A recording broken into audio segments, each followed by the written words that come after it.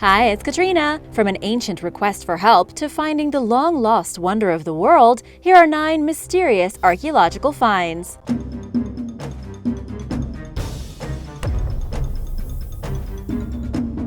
Number 9. Ancient S.O.S. letter. Over 3,000 years ago, the Egyptian Pharaoh Ramses II received an S.O.S. message on a clay tablet from the Queen of the Hittites, who ruled in what is now Turkey, stating, "I have no grain in my lands." The two kingdoms, which previously warred with one another, were undergoing a severe drought that was destroying crops and killing cattle and humans. As it turns out, the Egyptians were evidently better planners than the Hittites. They foresaw the crisis and stored food in anticipation of it, even sending some to their former enemies to help them get through the trying time. The clay tablet containing the message begging for help tipped experts off to the severity of this dark period of ancient history. Campbell Price from the Manchester Museum told the Daily Express, "The drought, as far as we know, lasts 150 years, and it brings once great empires to their knees because of the lack of food." Long story short, long-standing enemies were weakened to the point of helping one another survive, but the Egyptians' willingness to help the Hittites, as well as their capability to do so, baffled experts. All signs point toward the civilization being able to predict and prepare for droughts. Exactly how they did this was a mystery until relatively recently, when carbon isotope data revealed that Egyptian commoners survived mostly on grains, such as wheat and barley, while the elite enjoyed a more protein-rich diet. Simply put, at the time the society was mostly vegetarian, and their large focus on grain production enabled them to help out their neighbors when times got tough. Even the neighbors they hated. Number 8. Mogao Caves. The Mogao Caves, also called the Caves of the Thousand Buddhas, are what they sound like, a series of hundreds of hand-carved caves containing thousands of Buddha depictions on the walls and ceilings, as well as over 2,000 brightly painted sculptures of Buddha and other figures. From the 4th to the 14th centuries, the caves were carved out of rock facing the oasis town of Dunhuang, which sits at the edge of the Gobi Desert in northwestern China. Local officials, Buddhist monks, and wealthy families sponsored the project, which saw the caves filled with the world's largest collection of Buddhist artwork. Legend holds that a monk named Yue Zun envisioned 1,000 Buddhas adorning the rock face, inspiring him to begin excavating in 366 AD, over 1,650 years ago. The cave's artwork reflects a melting pot of cultures, owing to the site's location along the ancient Silk Road trading route, which linked Europe, Central Asia, and China for centuries. Inside, there are documents from multiple religions, including Christianity, Taoism, and Confucianism, and in many languages, including Chinese, Sanskrit, Tibetan, Old Turkish, and even Hebrew. After the Silk Road fell into disuse during the 15th century, the Mogao Caves were more or less forgotten. It wasn't until 1890 that a Taoist monk named Wang Yuanlu became the self-proclaimed guardian of the caves, where he uncovered a cache of 50,000 valuable manuscripts, textiles, banners, and paintings inside a sealed cavern. The items all dated back to before the year 1000, and it's unknown why someone took the time and effort to store and conceal the items, but it's good that they did, because the artifacts constitute one of the greatest document collections in history. Number 7. Lost Dragon City. In 2017, a team of archaeologists working in central Mongolia made some seemingly important discoveries near the banks of the River Orkhon in the country's Arkhangai province. But a lack of funding prevented the experts from exploring further and forced them to put the dig on hold. Believing they had found evidence of Lut or Luncheng, a fabled dragon city that once served as the capital of a mysterious civilization called the Qiongnu Empire, they returned this year to continue their work as quietly as possible. One of the most telling finds is a roof decoration fragment inscribed with the saying, "Son of Heaven Chan Yu." Son of Heaven is a title of imperial Chinese origin dating all the way back to the Zhou dynasty, which lasted from 1046 to 256 BC. It was used to legitimize a leader's rule. Meanwhile, Chan Yu was the term given to the leader of the Qiongnu Empire, and its presence on the artifact suggests that the site is connected with the little-studied society. This is the first time that an object with such an inscription has been discovered. Archaeologist Tumor Ochir Arkhangai, who led the dig, told Sputnik News. The vast empire of the nomadic Qiongnu people spread throughout Asia and lasted from 300 BC to 100 AD. They were often victorious in battles against the Chinese and forced the defeated to pay tribute afterward. Despite their former glory, the ethnicity, origin, and other imperative details of the Qiongnu are largely a mystery to researchers, and until recently, the location of their capital city was included among the many questions experts have about the civilization, although it looks as though this particular mystery may now be solved. Number 6.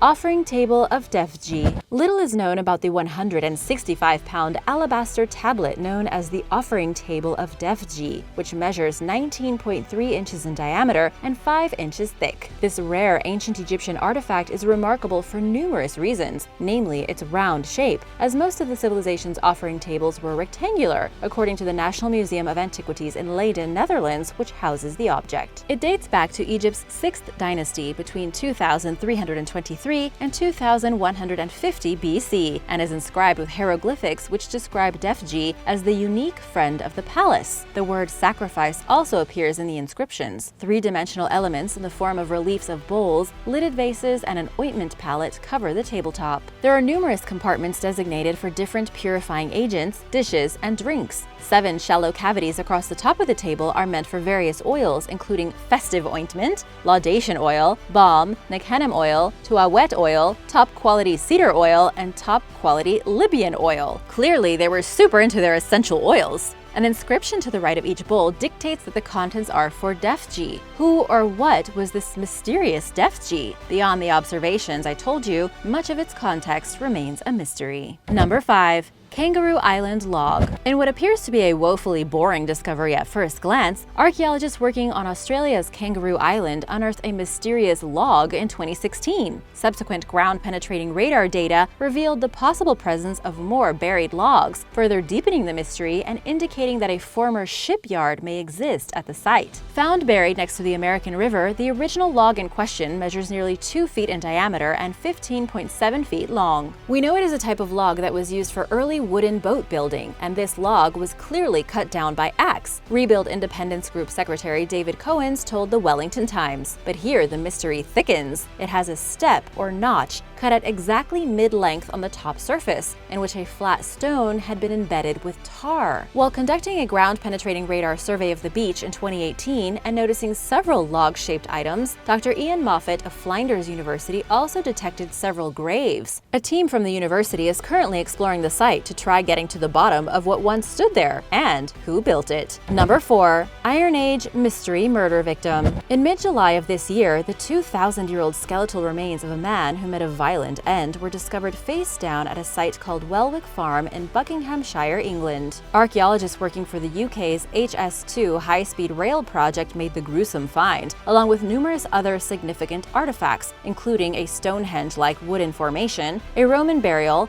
an Iron Age coin and funerary monument, and other objects dating from the Neolithic age to the medieval period. Altogether, the discoveries span roughly 4,000 years of human activity in the area. From the Bronze to the Iron Ages, the site appears to have been used for domestic activity. During the Neolithic and Roman times, it seems to have held ritual significance of varying types. The artifacts provided experts with a glimpse into what daily life was like for the site's inhabitants over the centuries. But one discovery, the Iron Age skeleton of a man who met his untimely end in an apparently brutal way, continues to perplex researchers. The death of the Wellwick Farm man remains a mystery to us, but there aren't many ways you end up in a bottom of a ditch, face down with your hands bound, project archaeologist Dr. Rachel Wood told the BBC. Further tests are being carried out to try getting to the bottom of the nameless individual's story. Number 3. Egyptian Anchor. While swimming off the coast of Atlit in January 2018, an Israeli veterinarian named Rafi Bahalul spotted a heavy trapezoidal stone object with a hole at the top and rounded corners. The artifact was covered in hieroglyphics and ornaments, prompting the man to swim deeper to get a closer look and to touch the item. It was like entering an Egyptian temple at the bottom of the Mediterranean, Bahalul told Haaretz. He contacted the Israel Antiquities Authority and informed them of the discovery. As it turns out, archaeologists were already familiar with the site where Bahalul made the incredible find, as other artifacts had been uncovered there in the past. The item in question, a 3,400-year-old anchor, was made from second-hand stone that was originally used for an important building of some sort in Egypt, perhaps a palace or a temple. Included among its engravings is a portrait of Seshat, the goddess of writing. The anchor was featured at the Israel Museum in Jerusalem as part of an exhibit called Emoglyphs, picture writing from hieroglyphs to the emoji. That sounds like fun. Number 2. Phoenix Button. During a typical leisurely outing with friends and fellow metal detector enthusiasts at a public beach along Puget Sound in Washington State, a tugboat worker named Phil Massey discovered a brass button unlike anything he'd ever seen before. Measuring less than an inch in diameter, the button was buried about 6 inches underground, and the small item was nearly missed by Massey, who had found nothing of value value throughout the day's search and was nearly ready to give up and relocate to another area to resume his metal detecting. Massey cleaned off the dirt-encrusted button, revealing an image of a phoenix bird,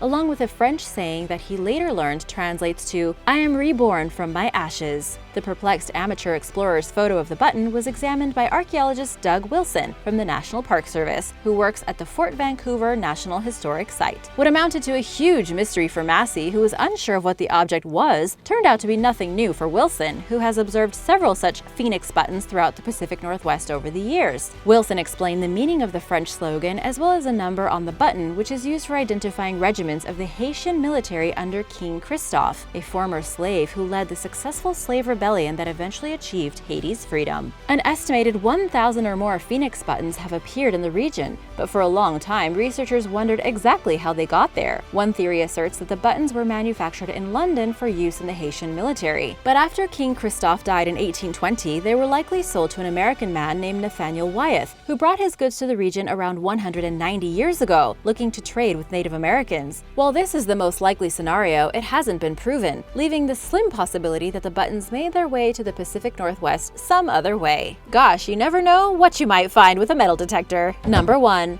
The Hanging Gardens of Babylon. The definitive locations of 6 out of the original 7 wonders of the world have been established, but the whereabouts of the famed Hanging Gardens of Babylon remains a long-standing mystery that seems like it may never be solved. A Greek engineer named Philo compiled the list around 225 BC, and while only the pyramids of Giza still stand today, documentary and archaeological evidence has helped to identify where 5 of the others once stood. The Hanging Gardens of Babylon are a different story entirely. Believed to be the creation of King Nebuchadnezzar II, the enigmatic landmark continues to escape archaeologists who search tirelessly for any sign of it. There are no ruins and no known Babylonian references connected with the gardens, which represent the only destination on Philo's list located outside of the Eastern Mediterranean, rather than directly in or near it. Philo wrote about the exotic site, which reportedly contained a vast array of trees and flowers set atop a platform of palm beams raised on stone columns, a century after Babylon was conquered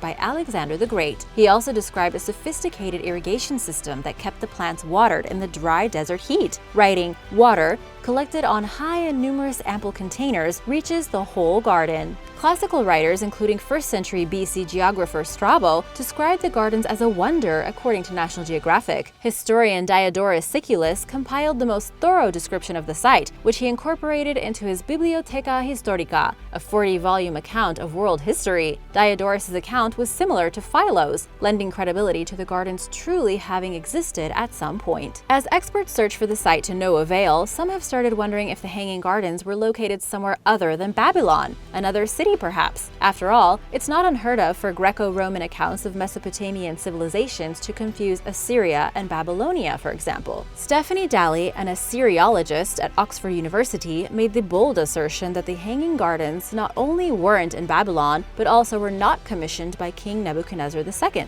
Instead, she suggests that the Assyrian king Sennacherib built the fabled structures in Nineveh, where ruins potentially qualifying as the site have been found. But for now, this remains unproven, leaving researchers no choice but to continue their quest for answers. Thanks for watching! Which one was your favorite? Let me know in the comments below, and be sure to subscribe and give this video a thumbs up to let me know you want to see more like this. See you soon! Bye!